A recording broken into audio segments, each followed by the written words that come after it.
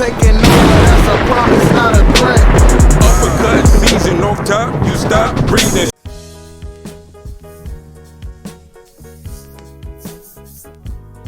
Yeah, what's good, y'all? Welcome to another episode of Real Talk, where, as always, if shit's real, we talk about it. Yo, I'm your host for tonight, Pat Scorpio, the representative. And as always, I got my man with me. I'm gonna let him introduce himself.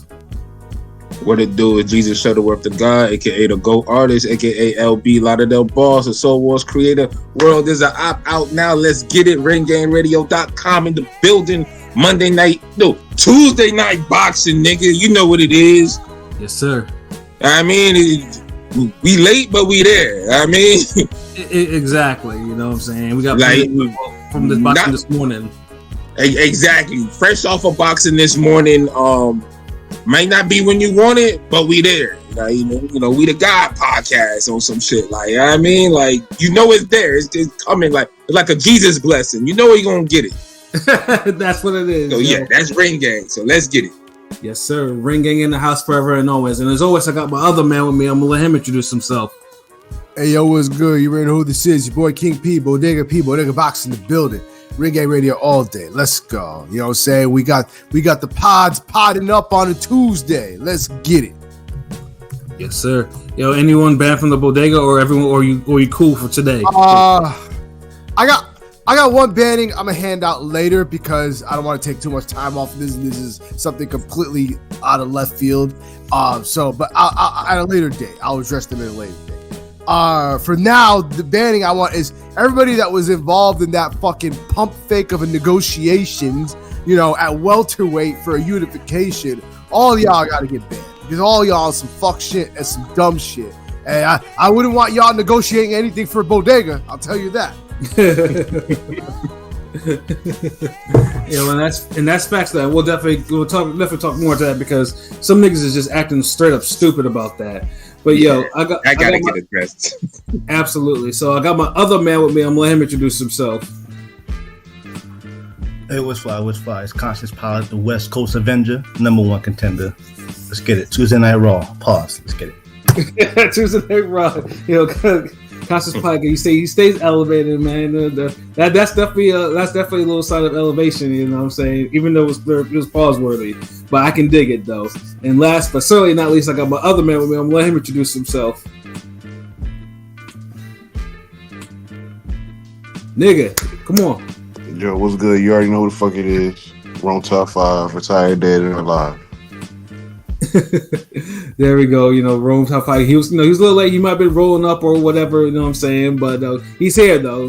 Good for him. You know what I mean? He's this nigga. He's AK Chicago win because he does leave these niggas in the breeze though. But yeah, man. Like I said, but we had this boxing this morning, man. Like I said, they came just on time because although this past weekend there was boxing, although I watched it later and it was actually pretty good though. But the main event though, we talking about elite level boxing tonight. Yeah, even though there was a lot of foolishness about this whole fight, you know what I'm saying. Of course, we're talking about Naoya Monster Inoue facing TJ Doheny. And before we get into that fight though, definitely gotta acknowledge some of the fights on the undercard though. Like number one. Seeing Andy Hiroka and seeing Pilot, obviously changing his name to Andy Hiroka halfway stand. In one gear, stayed in first gear and took apart Barroso like it was nobody, like it was no thing. And it makes you sad because it makes you realize how shitty Rolly is as a fighter and how disappointing it is that Davies got caught by dude so early in the fight. Both fighters, it's really not a good work. Like Rolly is trash, and he's going to be at another pay-per-view. And Davies is, basically everyone pisses on him on Twitter all the time. Davies got stopped in the round. I know we see Rolly's trash, and that's the thing. But really, at least Rolly lasted longer than one round. I mean, come on. That's what I'm saying. Like if Rolly's trash, then Davies is like sanitation. Like it's another word. It's another level for that. Like garbage water. I don't know. He's that shit you throw in the water that end up on the dead fish. You know what I'm saying? What the fuck? I don't fucking know. But it's not good. Hiroka just absolutely just number one. Like was barely any trouble. and dropped him like 3 times and managed to force a pretty one-sided stoppage. Because and that's how you're supposed to beat someone who's 41 years old and even though he has stones in his fist. Like, when you're 41 years, that's how you're supposed to, you have your physical advantages. You should be able to easily beat him at this particular point if you are you're an elite fighter of some sort, or you're in your prime. Or an elite talent or something. Yeah.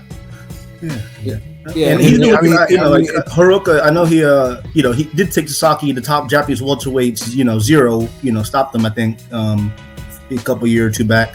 But he's been looking mid after that. He had kind of spoiled on the vine. So, this is a good win for him. I know Barroso looks, about 50 years old, but this is a good win for him. I mean, it's fitting because Japan is a country that is not very favorable for old people. So no, it's not. It's only fitting that an old person would get murked over there. No country for old men.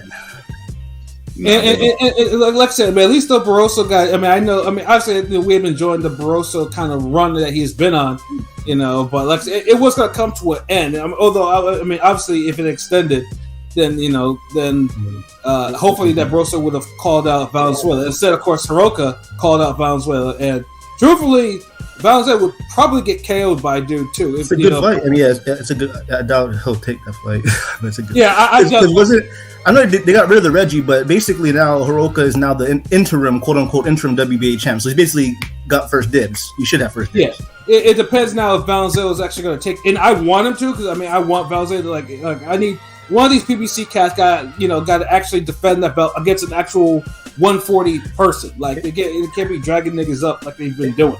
If Tank fights Loma, hopefully if that comes back next year, because Rayo said he's not going to fight till next year. If you're able to get Rayo, since they're both on top rank, Rayo versus Hiroka as the co-main for Loma Tank, that'd be fire. I'm just saying. Yeah, no, but but remember the rumors are Rayo's in line for a Tank fight, and which is just of course, I'm not gonna go into. It's obvious. It's common. It makes sense, but. Either fight. Yeah, it's gonna be like how Frank Martin had it. It's gonna, if you got that fight lined up and enough people are telling you yo, you got that, you're just gonna sit on that and wait till that fight happens. Who has a better? Well, real quick, let me ask. What's right? Who has a better chance of Rayo to beat? Who could Rayo beat more out of the two? I think we favored the two against Rayo, but who would you think has a better? Out of who? Hiroka and Tank. Yeah, Hiroka and Tank. For Rayo next, what's a more winnable fight? Both are winnable, but I kind of want to say Hiroka, but I'm not sure. But not by I think Tank and Hiroka will both beat Valenzuela. It's just he might have the shot more over Hiroka just off the experience. I think with Hiroka, there's a chance he could get him. He could lure him into a firefight that maybe he could. And Hiroka's a bigger. Hiroka's gonna probably be a welterweight. Tank's pretty small for 135, even kind of. So, short. Yeah, they're on the opposite ends of the spectrum for toughness, though. Yeah. And then Marquis said neither, to be honest. Yeah. No, neither. I just think. I think Tank's style is all wrong for Rayo, and he's gonna get starched if they fight.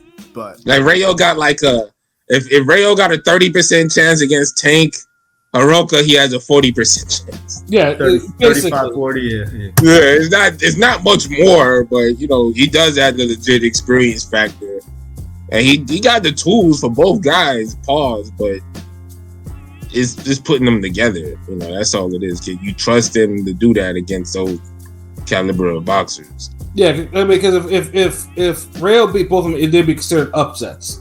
So it's but shout out to Hiroka. Like I said, he did what he had to do, and he called him out in pure, clear English. Called him out just to make sure there was no bullshit. Nothing. He didn't leave it to the translator. He called him out and just told him hey, you're next. That's what it is, and I respect that. You know what I'm saying? You can't leave everything up to the dub for the anime. It don't always translate. They over in Japan, you got to speak that English clearly, bro. So yeah, absolutely, yo. But the co-main is probably a new entry to a Fight of the Year candidate, man.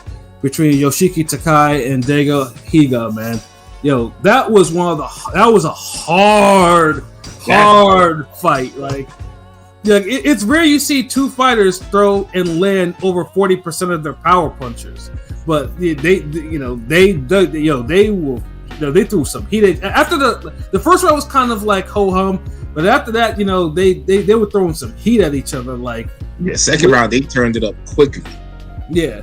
Exactly, and with Takai though, and like I said, he goes to distance for the second time, and fun things too is like he clearly has a lot of power into it, but his stamina is going to have to improve because the stamina nearly cost him this fight. Like because he started fading like damn near like half, like I say maybe by the 6th or 7th round, you can tell that he was running out of ideas what to do in the ring.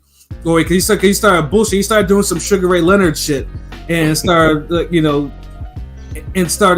showboating and shit like that. And I'm like, okay, this dude must be like tired or something like that. Like, what is he doing? And he allowed Higa to actually to come on and dude was lighting him up to the body like over. Yeah, I didn't really see him as like he got a little tired, but it was more so I felt like Higa kind of just knew how to approach the situation. He kept. He was go to the body, then he was power jabbing him backwards, but Higa I felt was I don't think he was like Caleb Plant tired, but I could felt like he was tired. He was a little fatigued, but like it was noticeable, but it wasn't like he's gonna run on he's gonna run out of gas like he kind of gutted it out type of shit. I do think he needs to pace himself better a little bit next time. Yeah. Like I said, it wasn't that bad. And he throwing hard punches. Yeah, like he got through it. He landed some fucking crazy uppercuts. Like I can't remember. Maybe the Ghost Guerrero first fight where a nigga just land like so many uppercuts. Like I don't know how Higa took all them uppercuts. Like and there was smooth uppercut counters too, left, right hand. Like dude was throwing them and getting them flush, and dude stayed upright. Like dude was spamming Fight Night uppercuts. Like the only person who throw up that many uppercuts is fucking Navarrete. Right. And this dude, he was damn near with him. Like it was almost like he was trying to beat Navarrete. The amount of uppercuts he was throwing, like lead uppercuts, back uppercuts, jumping. I'm like, bro, chill. Like, but you can't tell him to stop because they was landing. They were absolutely landing too. But he was just like he took them all. Like I was like, okay, this guy has a serious chin. It was only one late in the fight where I was like, oh shit, damn. Like, hold on, like that kind of hurt him. Like, Higa, and this is where like in the 11th round, Higa scored a knockdown. And it was a clear one. It wasn't like a bullshit knockdown because I was thinking, okay, maybe the leg strip. But I know it looked borderline, but I didn't have no problem with it. Like it was legit enough. Like right. Wait, no, that was legit. I don't know why anybody would argue that it wasn't. But. Because because it looked like they got tangled up a little, but then it looked like the punch more was like a cuffing side of the head. Like to me, honestly, I thought it was legit, but it was cuffing. I agree, it was cuffing, but it still was a punch. It still connected. No. Like I agree because this is the thing. In real time, we know there's refs who wanted to call that a knockdown. Right. That's why I said it's borderline, whatever. Like, and remember, he called it correctly in real time. And that's a close kind of knock down the call and get it correctly on the dot like that. So if he would have got that wrong, I wouldn't have held it against him. So it's more like a salute, like damn, like he caught that because it wasn't the easiest knockdown to call like off rip, like it was not in real time. They keep this ref around, guys. Bring him to the States because some of these niggas, Yo, facts. but it was a good fight. Like the scores, it was close. I could almost see a draw, but I felt like Takai did kind of gut the fight out closely. Yeah, no, cause in the 12th round, this is where Higa could have won this fight in the 12th round, but he lost it because he gassed and Takai was like, he sucked. I don't know, it was a second wind or he just sucked it up. Pause. And dude was battering dude around the ring. Like he was like holding on. Like dude was getting ready to drop from exhaustion. Dude almost took knees on his own accord without being hit. Like he was faded. It seemed like he was like maybe a punch and a half from just dropping. Like it's like you almost want to score that round a 10-8, but it's not. Yeah. But it's damn near close to it though. Yeah, and it was that clear round actually because I think two of the scores were like 114, 113, and that was pretty much what gave Takai the fight. Like he just needed that round, bro. Like he just kind of let it go. Fuck. Yeah, he let it go. Yeah, if he was able to drop him one more time, he probably could have gotten the fight. He would have won the fight, or it would have been a draw. But yeah, no, he had a better technique, the technical skills. He was doing good shit. It's just he let like he couldn't control Takai enough. Like he let Takai.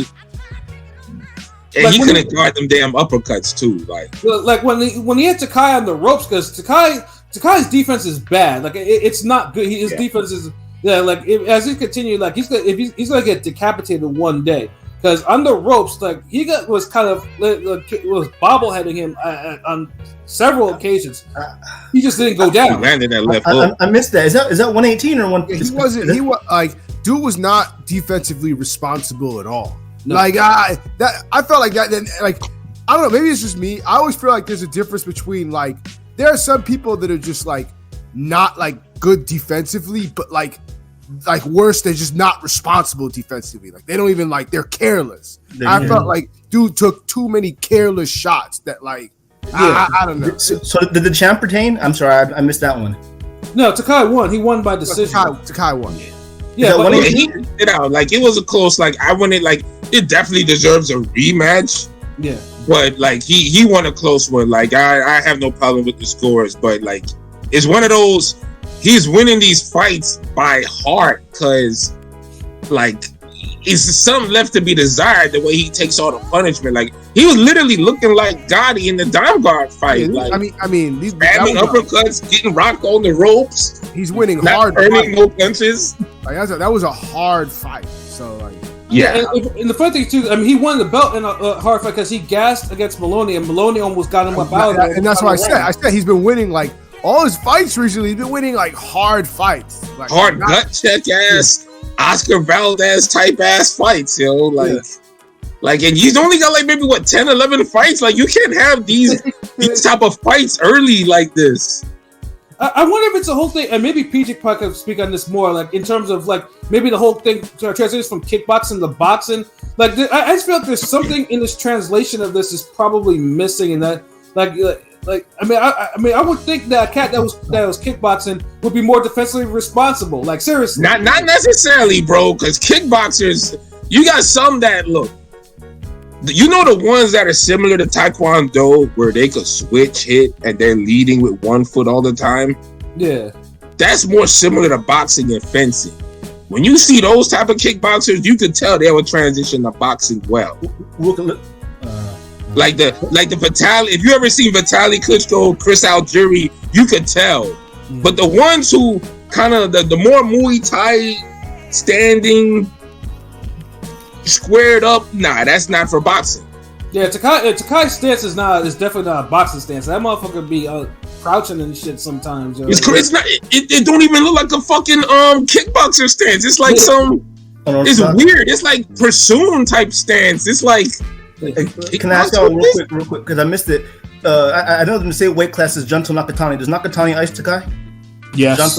The Junto beat Takai for sure. Yes. Yeah. The way Nakatani hits, and the way Takai takes clean punches, it's a bad combo. Like that's a bad recipe. Really bad combo. If you don't stop him, that's one of those brain damaging fights where it's like you're not supposed to be getting hit with your chin up clean like that, where your whole chin, your head wobbles on your fucking neck. Mm-hmm. Like, it's one thing if you're getting punched and your face is going in or it's going one motion, but when your shit is getting hit and you're like nigga, no, like anybody who takes punches like that, they it's a knockout waiting to happen. Yeah, dude's head was turning into a fucking Pez dispenser, right? Yeah, and Higa could fucking punch.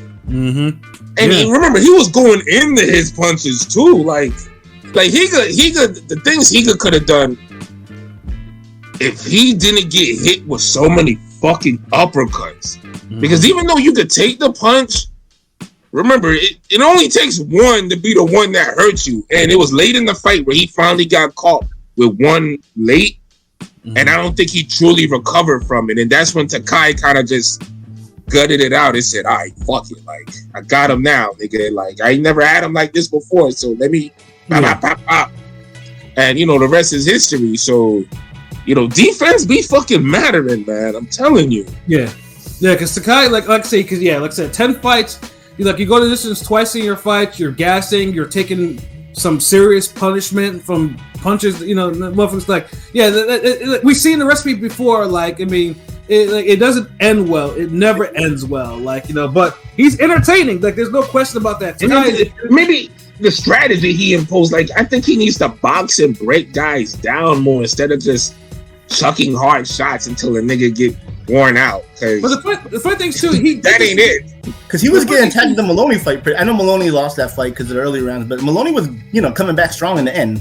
Somewhat. Yeah, but he was boxing Maloney up. He won like 7-8 rounds like in a row, like, and then he faded, and then Maloney tried to like KO him like late. So it's and like that boxing shit ain't really work with he like. But then he was able to land on it. It's like, God damn, I don't know. Maybe this is. I guess Higa was just better than, you know what I mean? But damn. Yeah, I'll say this though. Takai, he's entertaining as fuck too. But the second that dude really faces someone like a really elite level fighter, like a Nakatani or even elite level puncher, this shit is a wrap for him. Like, he's not going to keep that belt. Like, I watch me say that this no motherfucker has like 10 title defenses or some shit like that. Dude, a guy like Higa and Lemo's styles are similar, but I feel like Lemos does the style better, but Higa punches harder. Right. At least Lemos is defensively responsible. That's what I'm saying. Like, exactly, he does the style better.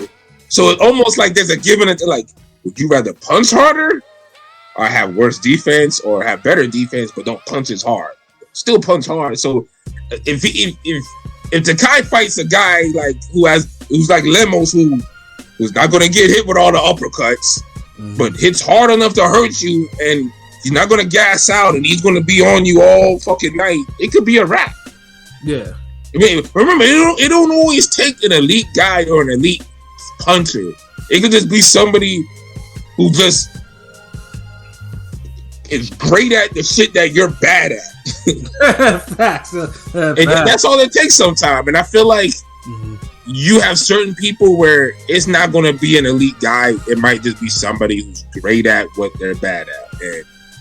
And that might happen to Takai before he gets it on with an elite guy, and the elite guy just walks all over him. Yeah, no, but because the elite guy might have a bullshit ass chin. Remember, Takai can punch, so yeah, that's another thing. He absolutely can punch. Yeah, but that's what I'm saying though. Dude is a fun fighter to watch though. But like I said, you can literally see how his story is going to end. Like, it's just and you almost kind of like, shit, I'm glad he became a world champion early. Shit. Yeah, because like if he had to have these type of fights before he got his title shot, nigga, like, oh no. Yeah, no, that shit. He ain't not like a Jamel or a Jamal Charlo where you're in a loaded division and it's like you're good enough, you kind of ride it out and then you get your shot. You may be a year or two late, but you get it. Yeah. Like, nah, like this nigga's getting in all these fight of the years like right now. Like, exactly. Like bro, like when you get 17 fights, we're gonna be talking about like, all right, so he's at this crossroads bout that we gonna air on Pro Box TV, cause nigga. Hey, what up, Rob D? Salute, what it do, God? Hey, what up, Discord Boxing Chat? Salute, greetings. You are slow boxing until next month. I know.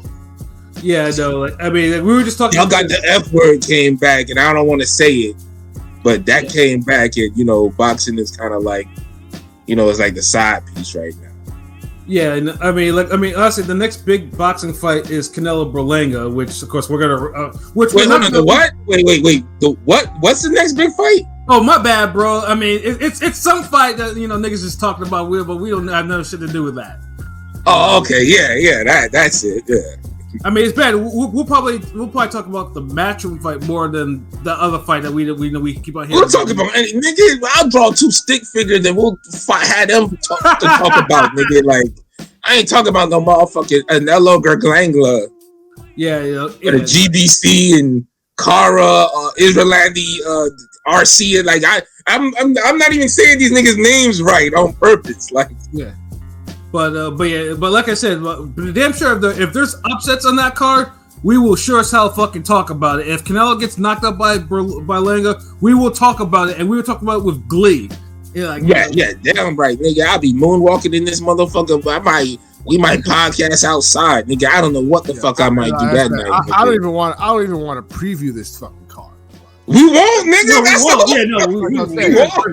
Yeah, dude. Honestly. Do y'all think I was joking when I said that shit? Listen. I believe you, and I'm glad because I don't want to do it. There's only one thing I'm gonna be doing. I'm only gonna be previewing one thing, and that's what my boy from Keep It 100 Boxing, Keep It 100 Boxing, Ring Gang Radio collaboration. He wants to do the Danny Garcia, Erislandy Lara preview, and I said I'll do that with you. Other than that, I'm not talking about none of this other shit.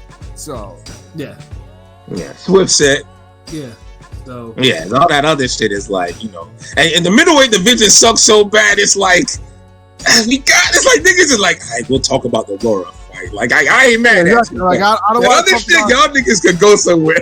I don't want to talk about Laura. I don't want to talk about Rolly. You know, no. I like Fulton, but honestly, he's kind of annoying me with his pouting because Fulton is upset that he's on the prelim portion and not the pay-per-view portion. It's like, okay, whatever. The fast count by the ref the other day he was complaining about. Yeah, so he was complaining about he was weight drained. I mean, we'll also get more into that when we get to the main event, which is gonna be like now. Fuck that, yo, Pat. Cause I see this nigga Chris Brown. He already salute Chris Brown. I already seen him in the chat. Like I gotta address this, yo. But start it off though. I see you, Chris. I see you. But yeah, like I said, the co-main event, like I said, if you haven't watched it, go ahead and watch it. That shit was a Fight of the Year candidate. But now the main event that everyone obviously, you know, they woke up at 7:00 in the morning. No matter how much you motherfuckers compare, well, he's not a Saturday night fighter. You motherfuckers will get up with your cup of Folgers crystals, nigga, and you will watch this goddamn fight, motherfuckers. So yeah, Naoya, Monster Inoue, and TJ Doheny. Like I said before, like if you heard us before, like in the preview, we talked about who's TJ Doheny and why is he getting the shot? Because you know some of these bigger platforms should be able to do the fucking research on this. Like niggas think if you watch boxing, you would know why Doheny got this shot. We said it on the preview why, because he would be competitive. He's been on a nice run. I even said this in the group chat. I'm like, he's like a Glenn Johnson for little men. Like he's a tough, savvy guy that's gone on a nice run. So you know, he's a former world champion in the man's backyard. Yeah, it's not like he's beating up niggas in Europe and he's coming to Japan talking shit. He's whooping niggas in Japan. And they're monster stablemates. He's like a mini weight chop.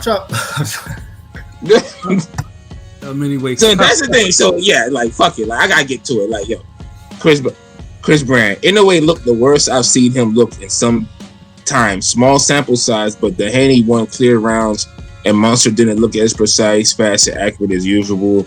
For like 2 rounds. Maybe he's a 31-year-old in a lower weight division. Like, bro, first of all, like King B said, like 2 rounds. Second of all, like y'all niggas gotta listen to us when we really preview these fights. We told you, TJ Doheny, career resurgence. He could punch. He's crafty. He has boxing skills. He's tough. He knows his way around the ring. He's active. He's been fighting, so he's sharp. Like we told y'all, like we even said, like most of us picked around the 5th round, middle round, that Monster was stoppable. If you notice, Doheny's offense kind of peaked in the 4th round, and then from there he couldn't really. It never got better than that. He still landed, but Inoue kind of stepped it up from there and beat the shit out of him. The third round actually is he kind of he kind of had some. Third round he had some success. 4th round he clearly won. You know what I'm saying? Yeah, dude, he was landing like 3 or 4 straight lead lefts on Inoue. Like we've never seen that before. Yeah, I think I did see supposedly Inoue was a little tentative because I guess Doheny weighed 147 on fight night, so maybe that's why he was a little apprehensive or a little. Doheny did look heavy in there, big in there. The first round was the first round was a clear feel out round. I feel like I haven't seen an Inoue first round, just a check it out round in a long time. You know what I'm saying? Like usually it's full on action right away. I'm just saying usually Monster comes out right away just. Blah, blah, blah, blah. And, so maybe it's like he analyzes you fast. He's not reckless. He just analyzes you faster. Like his shit's like on, like what's that Verizon shit? The T line internet or whatever. Like he on some faster normal processing shit. Like this time it's like he didn't do that. Like I felt like he knew Doheny more than the fucking fans were aware of Doheny. Like he approached it like, yo, this motherfucker's kind of heavy. I know he can punch. He's a little busy with the jab.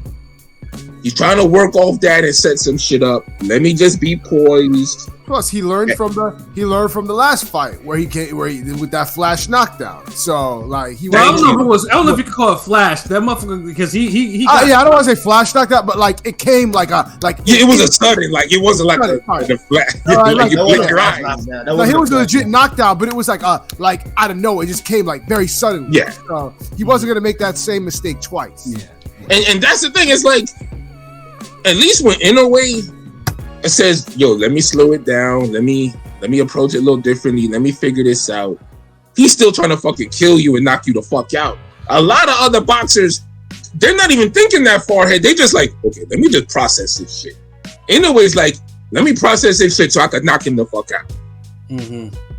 Nobody else is processing shit like that. Like, and one of the points I want to make real bad on this episode is the fact that a lot of the boxing media and the platforms didn't really know what they was talking about when this fight got announced. Everybody's like, oh, MJ, shut your dick sucking mouth up. Oh, this nigga, that nigga. Oh, TJ Doheny, he's this, he's that. Like, y'all just saying it because y'all haven't seen these fights. Y'all don't know these motherfuckers. Nah, but this was never a bad fight. Goodman clearly ducked. I mean, I wasn't a huge fan of the Doheny fight like a lot of people weren't, but Goodman clearly ducked him. Yeah, I mean, it's one thing. Yeah, it's one thing if you weren't a fan of the fight, and we can understand it. But if you knew, like, I mean, I wasn't. But to say it's a bad fight, it's just where it's like, yo, like, come on, like I'm not a fan of the Canelo Munguia, but I wouldn't say it was a bad fight. Yeah. But wasn't a fan of it. It was the least acceptable fight Canelo, for example. Whereas Berlanga Canelo, oh, that's a bad fight. I'm not a fan. That's just a bad fight. There's a difference. There's a difference between fights we don't really care for, but it's like, you know what? I understand. I might not personally like it that much, but I can understand it. As opposed to, no, this fight is objectively bad and doesn't make any legit sense. Some bullshit. Like, so, and that's the thing. The media and all these larger platforms kept pressing this like it was a bad fight. They weren't telling you, like, look, hey, TJ Doheny, he's on a career resurgence. He's been knocking dudes out. He's been in Japan knocking gym members out from Inoue's camp. He's been the underdog a couple times, and he's winning all by knockout. Like, he's a former world champion, and he's a former world champion. So it's like all this. It's like, to me, that's a sellable fight. Like, we all like, and this is the thing.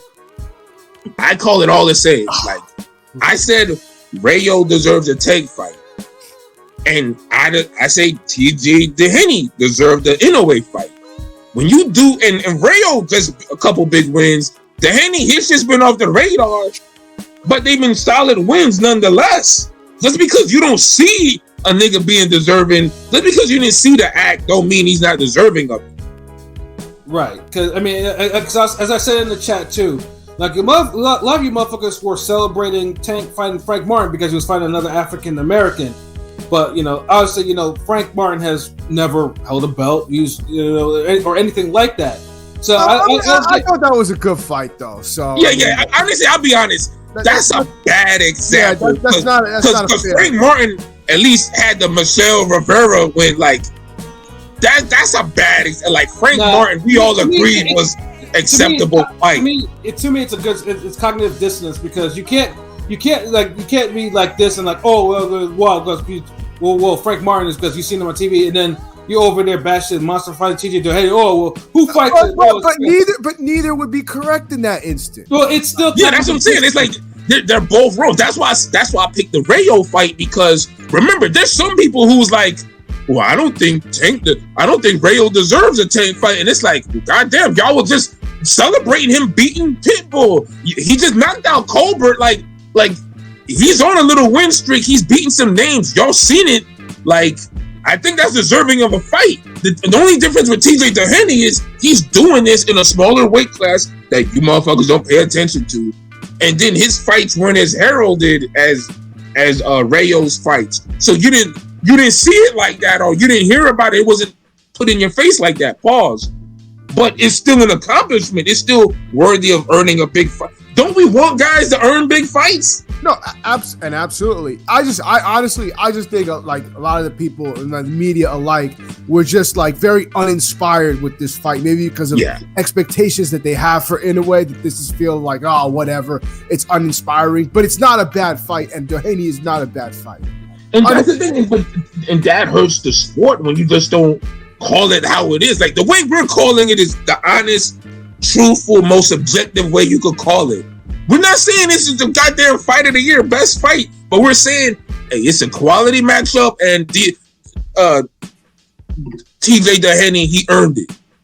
Yeah, it may not be the best matchup out there, it may not be the fight you want, but hey, he earned this, and let's not forget that he won upsets. He's a former world champion. He's given us a fight of the year in 2019. This is that. He won his belt in Japan. Like, dude, it's like there was so much shit that they could have marketed this fight with that they didn't. It's like, damn, y'all just really treated this like it's a regular ass. Like, and then when the motherfucker ends up being competitive like we said he would be, everybody jumping out the window like, god damn, I think Inoue getting old now. No, it's not. He's not looking sharp. He's in there with somebody who's active, sharp, former world champion, winning upsets. He's in there with somebody who ain't coming to get a check. And on top of that, someone who was probably well over, but probably was almost damn near like at welterweight limit. So he was big. So and a heavier guy. So it's like the dude is like, yo, it's Inoue the monster. It's Naoya Inoue the monster, not Naoya Inoue God. Like, y'all want this nigga to be perfect. Like, come on, like, get the fuck out of here. Like, yeah, I mean, look, if anything, like Brett said, it does show another level of elite ability because he was able to slow down the fight to how he was comfortable at, and not have to fight at basically he's not getting into like a Donaire 1 slugfest where he's just trading them hands. Like, he was able to slow the fight down, get Doheny's timing down. And once he felt comfortable with the offense was coming back at him, he turned it up and got him up out of there. Yeah. And you can see, like, the funny thing is, if people he just say slip some lefts, I didn't like. That's all, really. The funny thing is, if people have an issue with Inoue doing this right now, oh my God, I can't wait to see how they're going to complain when he does this at 126, where he's got to be a little bit more methodical, a little more, because now you're dealing with heavier guys, punchers. And they're gonna complain. Oh, he looks slow. He looks old. No, the motherfucker's just being more methodical. Like, dude, and the funny part is about this. He's boxing the way we would want. We wanted guys like Adrian Broner to box when they moved up in weight. More tactful, a little more cautious. But hey, when you hurt the guy, You go for the kill. Just more selective in what you're doing. Like, still jab, still box. It's like he's doing all the things niggas want, but motherfuckers are still caught up in this whole like, he gotta knock him out. He gotta blitz him right now, right the fuck now. Mm-hmm. Like, it don't work like that, and he still got the KO. Like, yeah, exactly. Like, dude, like and that's the problem. Like, nobody would be saying Inoue looked old, or he didn't look good, or he didn't look sharp, or he didn't look that if they respected and knew how good and quality TJ Doheny was. Yeah, he had at the end of the fight, he had Doheny on his Tyson shit. My back, spinal, like yeah. Nigga hit him with the Hoko sinking fist of the North Star shit. Like, motherfucker hit him in the stomach so hard, motherfucker complained about his hip and his back. Dude was killing and then walked like the way he walked back to the corner. Yeah, like, bro, like, you know how hard you got, like, nigga, like, and people, and this is the thing, these big platform fucks and these media niggas is like, oh, this is so anticlimactic. I'm like, y'all just seen a nigga get hit in the stomach and quit and talk about his back and his hip and wobble out the ring. Like, how is that anticlimactic? Like, he said he lost feeling in his leg or some shit. He said he lost feeling. Like, do you hear this shit? Like, a nigga's like, well, the movie ends with a car crash and the nigga hand falls out the car and the credits roll, and it's like, okay, it looks like that nigga dead. And motherfuckers like, well, damn, they could have really showed the body. It's kind of anticlimactic. Like, what other clues do you need, nigga? Like, it's done. Like, the motherfucker stopped. Anticlimactic. Oh, wow. Yeah, it was anticlimactic. I'm not gonna lie to you, because Doheny didn't go down, and the referee was like, it was first time Doheny was ever stopped, though. Yeah, hold on. I wanted to get into that because I actually saw. I don't think it. I don't want to say it's anticlimactic. It was climactic as fuck. Right. It wasn't a great ending. Okay, so hey, Shutterworth, it's great you mentioned that because I actually saw a very interesting fun fact from our boy Cliff Roll, boxing historian. So yes, that was the first time Doheny got knocked out. Now, so here's the thing: Doheny is the 14th opponent of Inoue to suffer their first career knockout loss. And guess what? Inoue has 28 fights. 14 of them, he made somebody suffer their first KO. That's crazy. That's a great stat right there. Yeah, that's a great fucking stat right there. You're stopping niggas who've never been stopped before. Like, do y'all, like, people, like, don't understand how hard it is to stop somebody in boxing and KO. And like I said, appreciation. I picked the round right. Not only stopping somebody, but being the first person to stop them, and then doing it half of your fights, 28 fights, 14, half of his fights, he knocked out somebody that never been knocked out before. Y'all see, I picked the correct prediction, right? Oh, you did pick 7, didn't you? 7, yeah.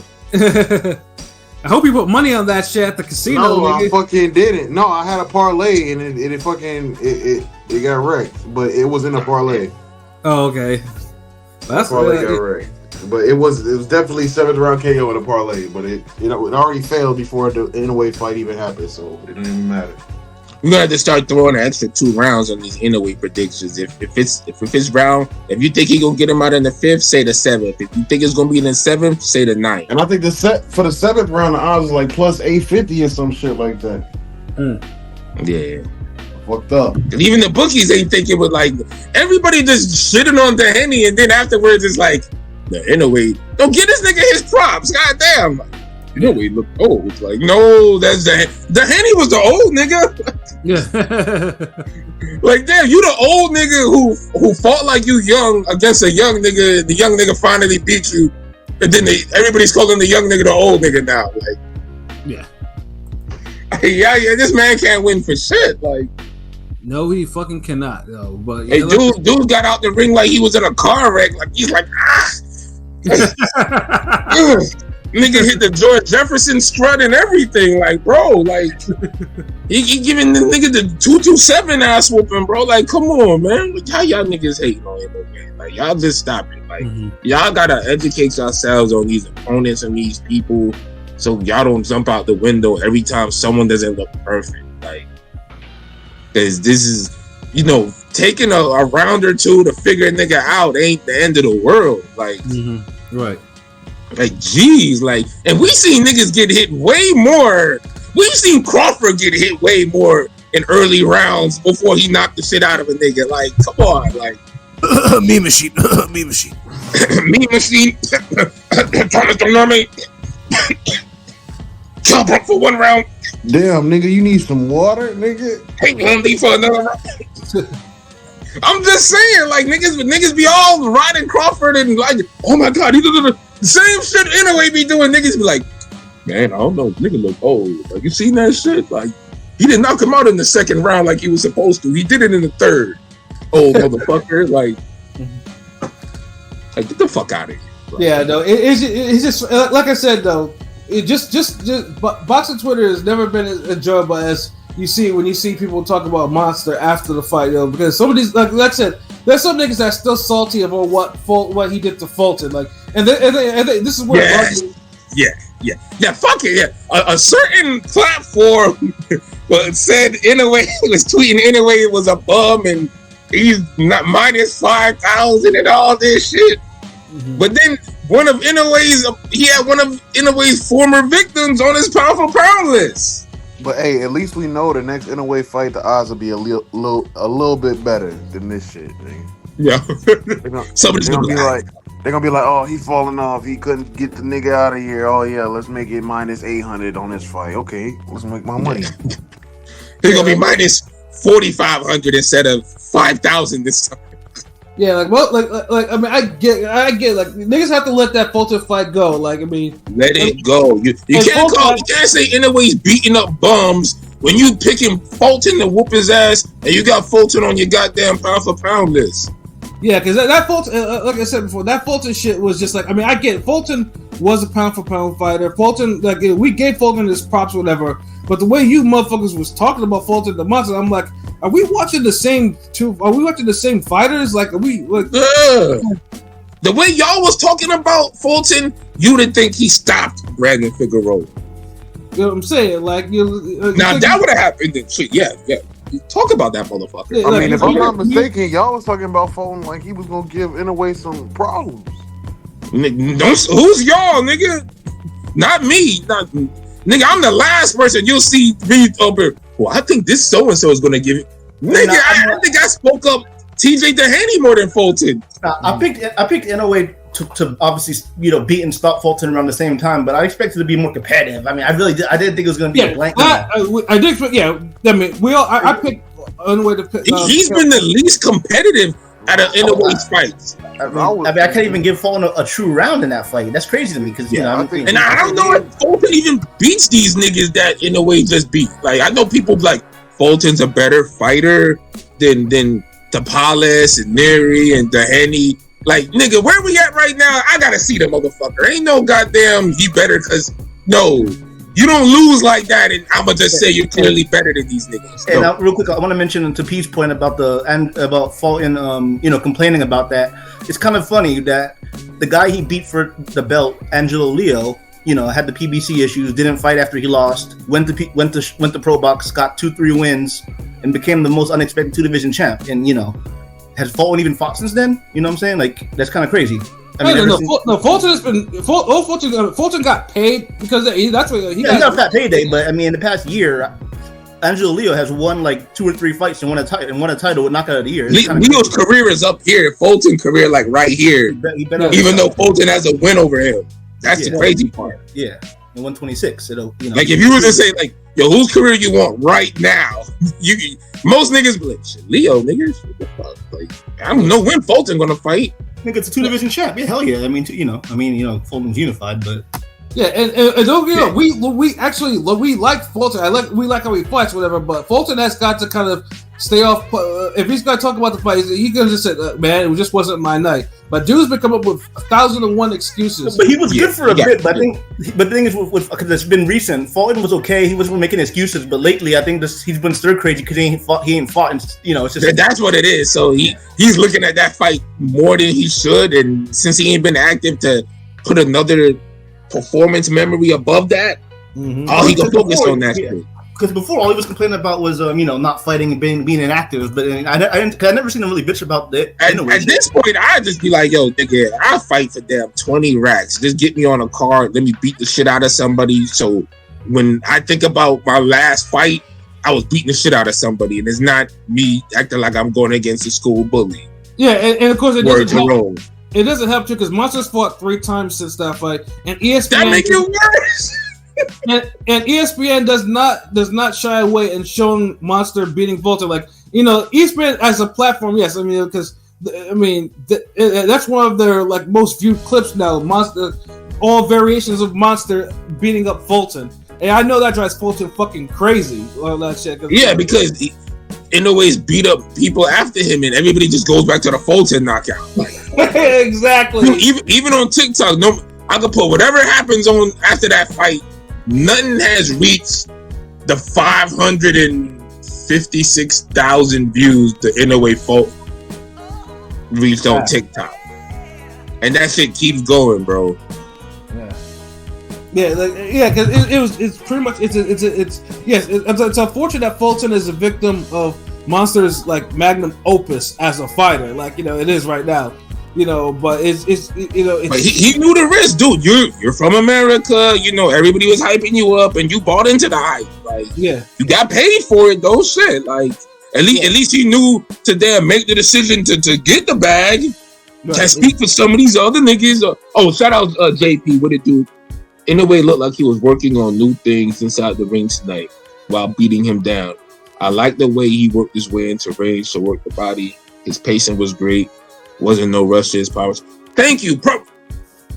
I wholeheartedly agree. And the reason why I agree so much because the way he had his hands up and he was trying to walk dude down, I felt like he was almost misjudging. There was something with the timing that was throwing him off because you're not supposed to eat 3 lead lefts in a fucking row. I don't care how great you are. It's just that just doesn't happen, like, bro. So you got to be working on something if you're just going to be like, bow. Right. Bow. Nigga hit him like 3 times. Like, motherfucker, turn, do something. Like, so that's the only shit that really pissed me off with the, you know what I mean? Mm-hmm. If he didn't have a chin and he got buckled with one of those, and I would have been like, oh, because there was like 2 of them was hard. It was a couple sequences like that. But yeah, Inoue did what he did. Like, he never seems, it's assertive, but he's never in a rush. Right. And that's how you want to box. Yeah, it's basically like, you actually, I don't think that you would want to see a fighter like mature, show the maturation and like, okay, this is what this is what I'm doing now, and I'm still effective. I'm still elite, But again, like I said, I guess people have high standards of Monster, and like, okay. And then people are prematurely saying, "Oh, the aging Monster." Like, no, Monster isn't aging. Like, we've seen aging fighters. Barroso is on that card. That's an aging fighter. If you saw him fight, that is a motherfucker that's aging. You know what I'm saying? Like, no, Monster is not that. Monster. Canelo aging. What was that fight last year he had with that the British dude, the Ryder? That's an aging fighter. That's one of recent performances of somebody aging. Yeah. Like, God, do y'all know what aging looks like? Like, yeah. So it's just like, Monster is just like, I get it. You want to see Monster beat. You're like, basically, you're like, okay, yeah, who's gonna fight at 122? Basically now the plan is, Goodman's gonna be next in December. Still fighting 3 times a year. And then Bob is going to bring him over to Vegas to fight on a doubleheader with Nakatani. And then eventually, Monster Nakatani fight will happen in Japan after that. So, that's basically the outline for Monster. And this is good too, because you don't see elite fighters having this type of like that's the thing with every single time you hear what Monster is doing next, it's largely true. Like, he's doing this. Like, it's always a plan, and boxing needs more of that. It's just like how, like, De La Hoya in the 90s, it's like if you had a certain couple fighters buzzing, you already know De La Hoya was looking at making a fight with them. Yeah. That's what boxing needs. Glad Inoue does that. Inoue is a no cap fighter, nigga. It's no cap in his rap. He just gets straight to it. If he tell you he trying to do something, that means that's what his team is trying to do. Yeah, exactly. There's always transparency with him, and very few fighters have this type of transparency. Like, there's no bullshit. There's no nonsense in the about negotiations, which we'll get into shortly. About no, he's just like, he tells you, it's like, oh yeah, no, he's fighting his other IBF mandatory, and then we expect that all three of these fights they talk about are going to happen as long as there's no upsets of some sort. Yeah. And when I look at it, like, he fights all three guys, that's like he's fighter of the year almost by default, because it's like he's actively fighting contenders, champion level, world class fighters the whole year. Yeah. So who's fighting three people in the top 10 or their division or whatever in a year? Like, especially when they're making the money Inoue's making. Right, exactly. So like you motherfuckers can say, oh, you start touching a couple mil, they're like, well, hold on, I gotta fight once a year now. Well, yeah, let me space these bitches out. Yeah. It's like, wait, hold on. I just fought July. Nigga, I can't fight September too. Niggas like, yo, I can't spend my $2 million if I'm training. Yo, honestly, I legit think niggas actually say that shit. Like, they'll legit be like, I mean, man, I just made $5 million, bro. I can't. You think about it. You've been training 6 months. You get your fight. You win big purse, $1 million, and they're like, yo, nigga, 4 months, we need you back at it. I'm like, nigga, I'm about to go to Barbados. I'm about to go on a trip. But that's the thing, like, I feel like the niggas who love boxing enough and they train, even when they're on their off time and they don't have a fight lined up, they're still hit the gym at least maybe 3 times a week. These niggas fight like how Jake Paul should be fighting. Like, Jake Paul should just be taking these cash grabs and chilling. Jake Paul get out the ring and be like, all right, go to Twitter like, who wants me next type shit. Yeah, exactly. I swear, it's like, it's so off. Like, that nigga, it don't make sense. It's like, yo, why is the nigga that's not a real boxer? Well, now you can't even say Jake Paul not a real boxer.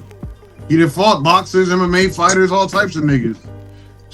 Fucking the fact that he's getting, like, he's legitimizing his approach to an extent where other niggas is like, you begging for them to just do certain shit a certain way, and it's like, wow. Like, Jake Paul almost had more professional fights than I had street fights already, nigga. It's just crazy. And he just started. How long has it been since he started this bullshit?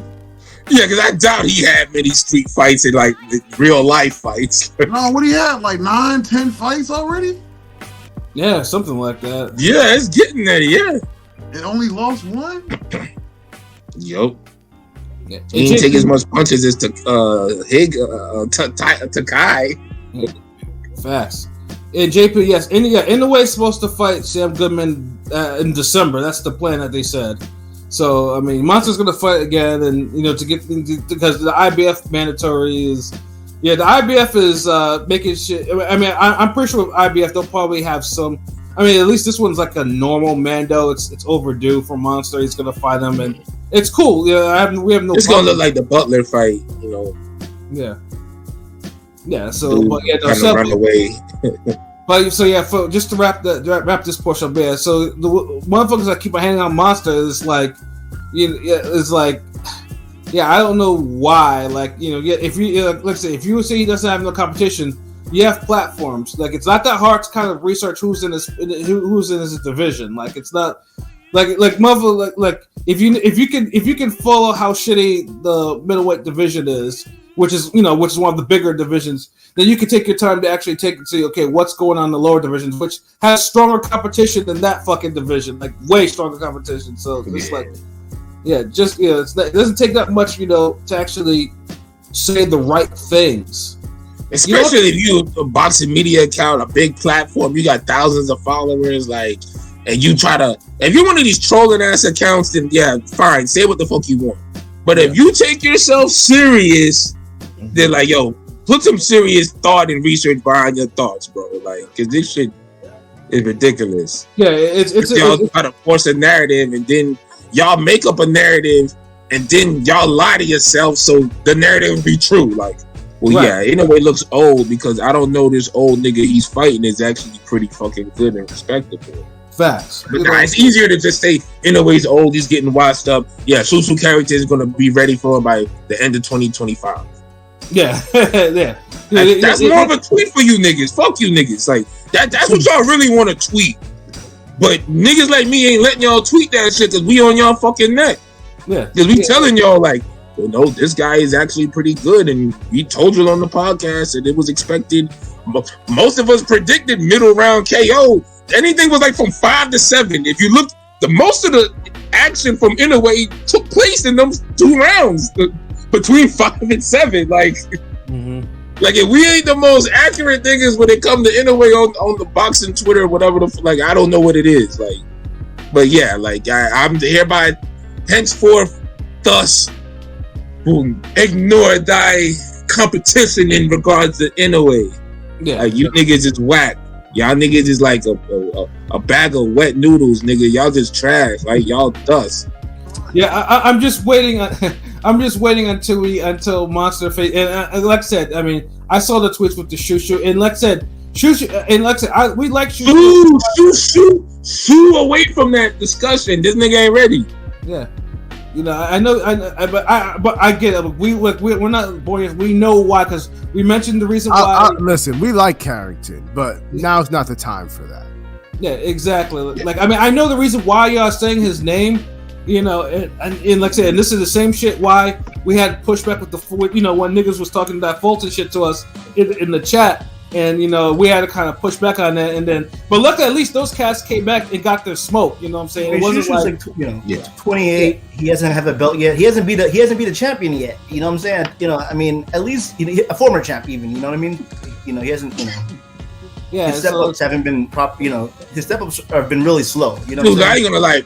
Susu would have to be fighting 5 times next year to be ready for Monster in 2026. Yeah. If that's not happening next year, and I'm talking about these got to be contender level, get you ready type fights. No more showcase fights, because if y'all want him to be ready for this nigga, y'all gonna have to accelerate this path. Like, I don't see Monster losing anytime soon though. Same here, really. Yeah, not 122, 126. There are people that can 126. Yeah, Espinosa's tough match and shit. You know? Like if you notice, the only niggas can fish for a loss for this nigga is trying to shop him around in weight classes. Like, oh well, if he goes here, he might lose to this nigga. That's all it is. Like niggas never like. It's like when Floyd fight. It's like, oh. Niggas never want to say, "Oh, this nigga's good." It's like, well, if he moved up in weight and fought this nigga, I don't know if he'll have the same results. It's like, if he boxing with a pebble in his left shoe, I don't think he'd move around as good. Right. Like, I don't think if his laces was untied, I don't think he got the same footwork. Like, nigga, if he sprained his thumb, you know, I don't think he'd get off the left hook like that. Like, wait, what? Like, let him get his wins. Nobody's respecting his wins. I don't get it. Is it because he's Japanese? That's what it is. Really. Like, I don't know, bro. Like Americans. Maybe him and Meg Thee Stallion need to do a collab or something. I don't know. Akashi Wasa type. If it's not lightweight, like 135, I'm just gonna speak for the average casual boxing fan. If it's not 135, you know, at least, you know, usually, you know, lower weights don't get respect anyway, for the most part, in terms of American. That's true. You know, that's true. But this nigga's knocking niggas out. They're not just throwing. You're not throwing. Yeah, he's no longer casual, like, for the casuals anymore. I mean, how often do you hear about Mark Two Shop Johnson or fucking Kevin Kelly? You never hear about them. The average, unfortunately, the average casual fan doesn't really care about the rice weights. But look, we can't even talk about the hardcores get it wrong too with this nigga. It's not like he's throwing 3,000 punches. Yeah. You're right. You're right, LB. Even the hardcores, even a lot of them don't be fucking with the rice weights. So, you know. Yeah, so it's like you can't even like, it's literally just us and maybe a handful of other people, and that's it. And then everybody else is like with agendas and shit. Like, I mean, you know, usually in America, welterweight is kind of the you know, Tank's an anomaly to me. I'm just saying, like, usually welterweight is like the actual star, about the attention. You know what I'm saying? Nah, lightweight, dude. Lightweight. It's about the fights being made. Too. There's been plenty of lightweight guys that Dude, remember when Corrales, Castillo, all them niggas was popping? Yeah, Dude, remember when Hamed, Morales? Dude, it's the fights being made right now. And I blame boxing media for this too. They're not doing a good job of telling the stories about Inoue's opponents. I mean, hear me out. Tank, obviously, Ryan Haney for the 135, 140. It's been a while since it's been popping. I'm just saying for American urban, just that kind of fan base, for the average American fan, you know what I'm saying? Like, it was popping before and after Crawford at 140. I mean, it was popping for us hardcores, but I mean, Josh Taylor wasn't moving the needle like Ryan Garcia and shit. In terms of American, No, but see, the difference is a division of pop. If you're constantly having good fights in that division, that's why all of that shit worked. But when you have one good fight every 2 years in a division, then it don't matter how popular that division is or how big that name is, it just ain't gonna pop. Remember, when we talk about all these divisions, we don't just mention one name. We start talking about, okay, remember, Ferreira fought Morales this many times, then Morales and Kevin Kelly, then Kevin Kelly and Ahmed, then Steve Nelson fought this nigga, then Alfredo Vasquez fought that nigga. You start ending up talking about fights, and then you're like, okay, yeah. Then what happens is the cream rises to the top, and you start remembering the one or two names who dominate. With these other niggas, it's just a bunch of names. No one's really just fighting like that. You're not getting these constant good fights. That's what make people pay attention. You got to have more than just one good fight. Look. If we wouldn't give the Turkey his props if the heavyweight would just only had one good fight or two good fights since he stepped in. But since he stepped in, we've had some good, decent heavyweight scraps. So that's all I'm saying. It's like when good fights make the division good, not the fighter, really, bro. Right? Because you've heard me talk about the whole 130 fade era, where you see Salidos, you see fucking like the Burchells, you see fucking. And them arenas were full, nigga. I don't remember seeing those fights in damn little small clubhouse venues where it's like 20 niggas in there and shit. Yeah, like you're. It didn't look like a Brian Norman Jr. fight, like. Yeah, like your Rocky Martinez, all them shits, like, and them niggas were rolling so much, like it was, then they eventually they all wore down like that. Like the fights made that division pop, like 130 pop. There's not one name that's really killing it now. Inoue different. He's the biggest name, but you got to have more fights in that division. Like, and so far he's keeping the division alive, and especially if he's fighting fucking 3 times this year, shit. Yeah, exactly. Like you only pray that fighters today will do that. Like, I mean, like they're actually fighting a top 10. They're not fighting no bullshit or anything like that. It's like he the only nigga on the label that's like, I fucking, I got a plan. I'm gonna drop this mixtape. Then I got the EP. Then I'm gonna drop the double album. Everybody else is still stuck on what's their single for their album gonna be like. That's the difference between Inoue, man. But we didn't get this enough bars, man.